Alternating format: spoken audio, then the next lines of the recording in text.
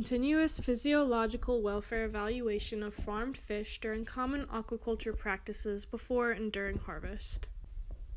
As aquaculture is one of the fastest growing food producing sectors, the welfare of farm fish is becoming an increasing concern for consumers, producers, interest groups, and authorities. It's a controversial subject whether or not fish experience mental suffering and/or pain. As evidence has been shown that fish do have the cognitive capacity to be aware enough to experience this, European legislation has now begun to consider this factor. More research based on this concept is necessary to encourage and streamline the processes in common aquaculture that may cause arbitrary stress in fish. The primary stress response in fish involves the release of catecholamines and corticosteroids. The prolonged or repeated stress on fish may result in detrimental tertiary stress responses, including impaired appetite, growth, swimming ability, immune responses, behavioral repertoire, and reproductive ability. The aim of this study was to investigate whether in vivo monitoring of heart rate in freely swimming fish could be used as an early indicator of stress and as a tool for assessing the welfare of rainbow trout in sea cages during common aquaculture practices before and during harvest. The fish were equipped with biologgers to track their temperature and heart rate throughout the study. By comparing these observations to the normal circadian rhythms, as well as taking into account plasma cortisol levels in a range of hematological and blood chemistry parameters, we were able to better identify the specific actions that cause stress in fish. This study was conducted in Finland using 20 randomly selected rainbow trout. The rainbow trout were kept with about 5,000 conspecifics, and each was equipped with a biologger.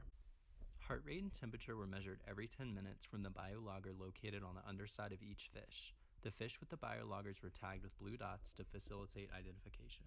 Less than 3 days were required for a clear circadian rhythm heart rate to emerge after the surgery and reintroduction of the fish.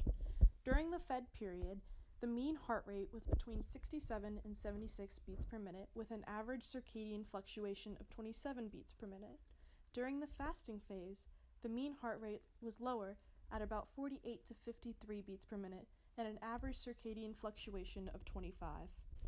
This graph shows the hourly moving mean heart rate and body temperature of 20 rainbow trout for 16 days after being reintroduced into the sea pen with conspecifics following the surgical implantation of the biologgers. The heart rate was lower on average during the fasting period compared to the feeding period, similarly with the body temperature. This graph shows the average heart rate amongst periods of rest and increased activity during the 16-day period. This figure depicts the hourly mean heart rate of the trout during the 2 days prior to slaughter. It revealed that overall, the heart rate was typically elevated when compared to the normal circadian rhythm, the gray line representing the normal rhythm and the black line representing the values collected. The subsequent arrival of the boat and low-density crowding in the sea cage resulted in a significant increase in heart rate, as shown in Event 2. This increased further with increasing crowding density, as shown in Event 3. And on average, the low and high density crowding resulted in an elevation of the mean heart rate by 6 to 8 beats per minute. The heart rate then decreased following brailing from the sea cage into the wellboat, such that it did not differ significantly from the normal circadian rhythm.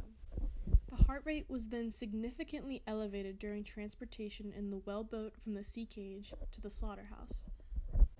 The decrease in heart rate on Event 6 can be attributed to the dissolved oxygen concentration in the water decreasing from 8.83 milligrams to 5.58 milligrams.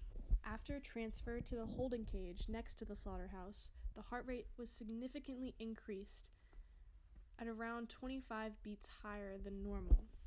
Heart rate was still significantly elevated by around 9 beats higher than normal the following morning, as shown in Event 8. This figure represents the circulating levels of plasma cortisol measured following the initial low-density crowding. Following the combined stressors of high-density crowding and brailing, the plasma cortisol had significantly increased threefold at Event 4.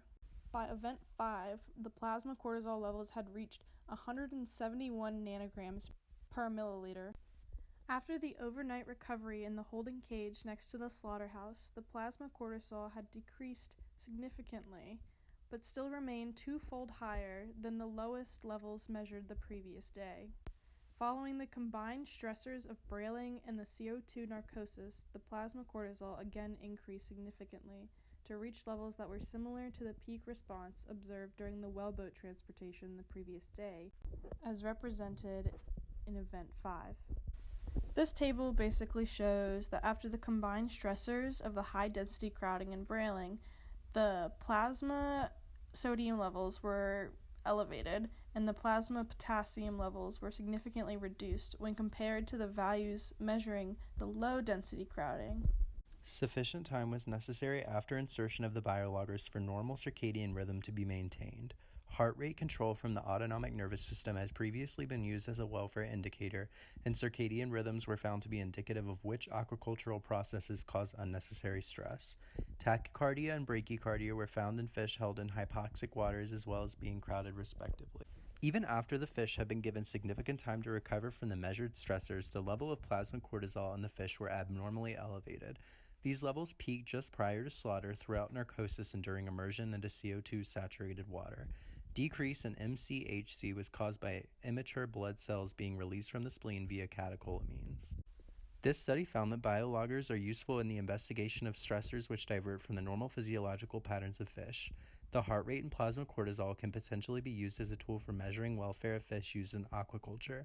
However, only under normoxic conditions are found credible in measuring heart rate regarding stress levels. The study also found that long-term stressors proved to have a lasting effect on heart rate and cortisol in the fish. Overall, the study was done very thoroughly, and the measuring of the different stress indicators gave a more accurate description of which factors particularly were causing the most harm in the fish. The researcher also did well to focus on the particular factors that did indicate significant stress increases rather than focus on measurements that did not provide sufficient data to conclude anything. If the researcher could improve upon one aspect, it would be to better understand and explain the specific species predispositions of stress on the particular species of fish, as well as explain how the different quality of the aquaculture equipment specifically had an impact on the measured variables. Further research can be done in trying to find the ways to minimize the found stressors that are affecting the fish. Some factors that could be manipulated in future research could be the fish group sizes, the amount of fish that are removed at one time, as well as the transportation method used. It would also be interesting to look into whether or not the fish raised in the aquaculture tanks in open water differed from aquaculture tanks on land. Another measurement that they could have also focused on was the blood epinephrine and norepinephrine levels, as they are also stress indicators.